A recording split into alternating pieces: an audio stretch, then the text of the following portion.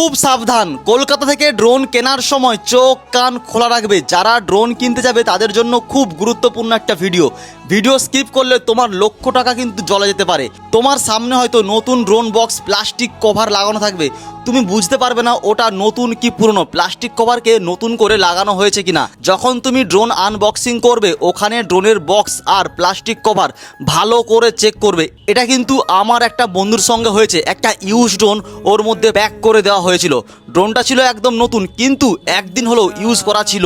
তাই জন্য বলবো, যখন তোমরা ড্রোন কিনতে যাবে বারবার প্লাস্টিক কভার, বক্স, এমনকি ড্রোন যখন তোমার সামনে ওপেন করা হবে বক্সের ভেতরে যে ড্রোনের র্যাপিং করা হয় বা রিমোট বা চার্জিং হাব সমস্ত কিছু সিলগুলোকে চেক করবে। কারণ 1-1.5 লক্ষ টাকা ড্রোন বাড়িতে তুমি পুরনো নিয়ে চলে আসবে। আর একটা কথা, আর যখন তোমার ড্রোন অ্যাক্টিভেট করা হবে ভালো করে চেক করবে আগে থেকে কোনো রকম ইমেল ওর মধ্যে দেওয়া নেই তো।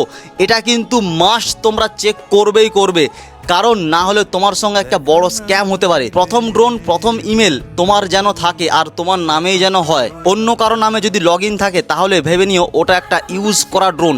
আর ওখানে দাঁড়িয়ে থেকে ভালো করে একবার আপ ডাউন সমস্ত কিছু চেক করে নেবে।